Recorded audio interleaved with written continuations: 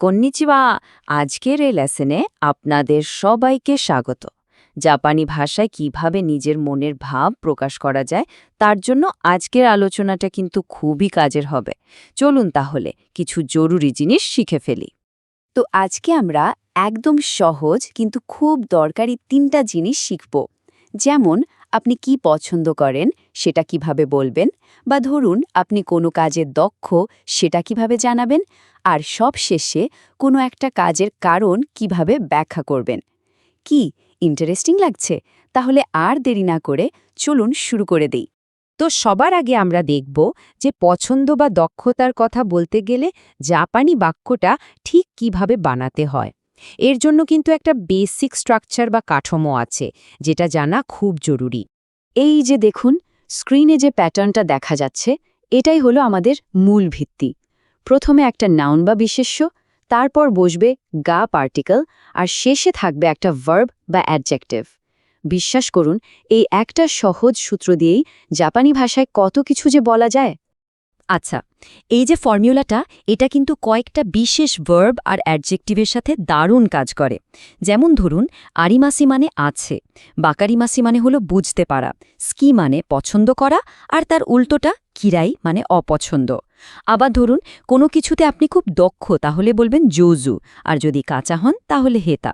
চলুন এবার এগুলো দিয়ে কিছু উদাহরণ দেখলে ব্যাপারটা একদম পরিষ্কার হয়ে যাবে। এই বাক্যটা খেয়াল করুন, ওয়াতাশি ওয়া ইতালিয়ারিও রিগা স্কিদেস, মানে আমি ইটালিয়ান খাবার পছন্দ করি। এখানে দেখুন, ইটালিয়ান খাবার বা ইতালিয়ারিওরি হচ্ছে আমাদের নাউন, ঠিক তার পরেই বসেছে গা পার্টিকেল, আর শেষে এসেছে স্কি বা পছন্দ। তাহলে মূল নিয়মটা কি দাঁড়ালো? একদম সোজা, আপনি যা পছন্দ করেন ঠিক সেটার পরেই গা বসিয়ে দেবেন। দেখুন, ঠিক একই নিয়মেই কিন্তু আপনি বলতে পারেন আপনার কাছে কি আছে।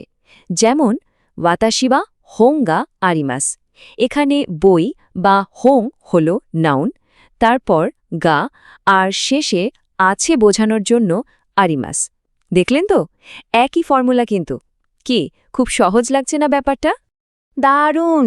আমরা তাহলে বেসিক বাক্য বানানো শিখে গেছি, কিন্তু কথা বলার সময় তো আমাদের আরও একটু ডিটেলস যোগ করতে হয়, তাই না?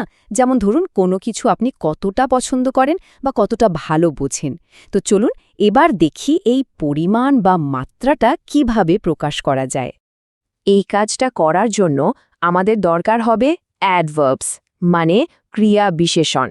এই শব্দগুলোই বলে দেয় যে একটা কাজ ঠিক কতটা হচ্ছে, মানে অনেক বেশি হচ্ছে, নাকি অল্প, নাকি হয়তো একদমই হচ্ছে না। স্ক্রিনে এই চার্টটা দেখুন, কি সুন্দর করে ব্যাপারটা বোঝানো হয়েছে। একদম ওপরে আছে ইয়োকু, যার মানে হলো অনেক বা খুব ভালোভাবে, মানে একদম 100%। আর একটু নিচের দিকে দেখুন স্কোশি, মানে একটু বা অল্প, অনেক কম। এখানে আরও কিছু কাজের অ্যাডভার্ব আছে, যেমন ইয়োকু মানে ভালোভাবে, দাইতাই মানে মোটামুটি, তাকসান মানে অনেক, আর স্কোশি মানে অল্প। তবে এখানে একটা মজার ব্যাপার আছে, শেষের দুটো দেখুন, আমারি আর জেনজেন। আমারে মানে তেমন না, আর জেনজেন মানে একদমই না। এই দুটো কিন্তু সব সময় নেগেটিভ বা না বোধক বাক্যের সাথেই বসে, এটা কিন্তু মনে রাখতে হবে। চলুন একটা উদাহরণ দেখি। ধরুন আপনি বললেন এই গোগা ওয়াকারিমাস, মানে আমি ইংরেজি বুঝি। কিন্তু যদি বলেন এই গোগা ইয়োকু ওয়াকারিমাস, তাহলে এর মানে দাঁড়ায় আমি ইংরেজি খুব ভালোভাবে বুঝি। দেখলেন, ইয়োকু শব্দটা যোগ করার সাথে সাথেই কথার মধ্যে কতটা জোর চলে এলো। শুধু বুঝি না, ভালোভাবে বুঝি। আরেকটা দারুণ ব্যাপার হলো, এই অ্যাডভার্বগুলো শুধু ভার্বের সাথেই নয়, অ্যাডজেক্টিভের সাথেও ব্যবহার করা যায়। যেমন কোকোয়াস কোশি সামুইদেস, এর মানে এই জায়গাটা একটু ঠান্ডা। আবার ওই যে নেগেটিভ বাক্যের কথা বলেছিলাম সেটা দেখুন, আনোয়েগাওয়া জেনজেন ওমোশিরোকোনাইদেস, মানে ওই সিনেমাটা একদমই মজার না। জেনজেন ব্যবহার করাতে মজার না কথাটা আরও অনেক বেশি জোরালো হয়ে গেল, তাই না? বা আমরা তাহলে পছন্দ বলা শিখেছি, কথার মধ্যে জোর দেওয়াও শিখেছি। তো এবার আমাদের আলোচনা শেষ অংশে যাওয়া যাক।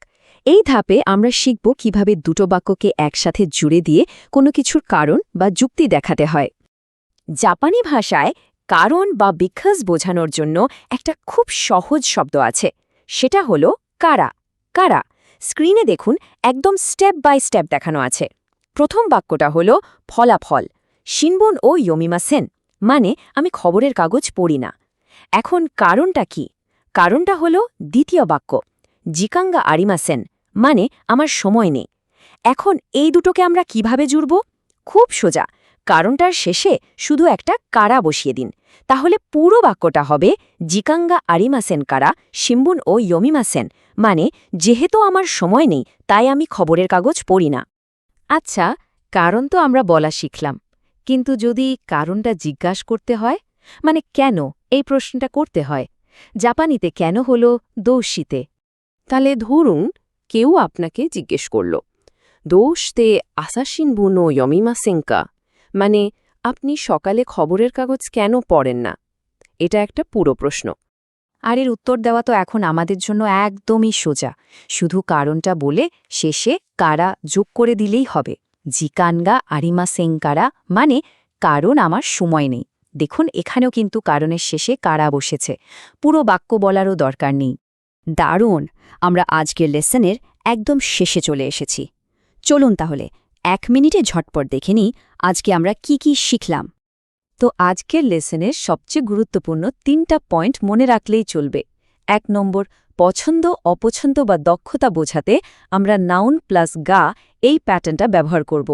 2 নম্বর, কথায় আরও একটু ডিটেলস বা জোর যোগ করতে ইয়োকু, স্কোশি বা জেনজেনের মতো অ্যাডভার্বস ব্যবহার করব। আর 3 নম্বর, কোনো কিছুর কারণ দেখাতে কারণটার শেষে শুধু কারা যোগ করে দেব। ব্যাস, এই 3টা নিয়মই হলো আজকের পুরো আলোচনার মূল কথা। আচ্ছা, আজকে আমরা যা যা শিখলাম সেগুলো ব্যবহার করে নিজেরা কোনো নতুন জাপানি বাক্য বানানোর কথা ভাবছেন কি? নতুন কিছু শেখার আসল মজাটা কিন্তু সেটাকে ব্যবহার করার মধ্যেই, তাই না? একবার চেষ্টা করেই দেখুন না।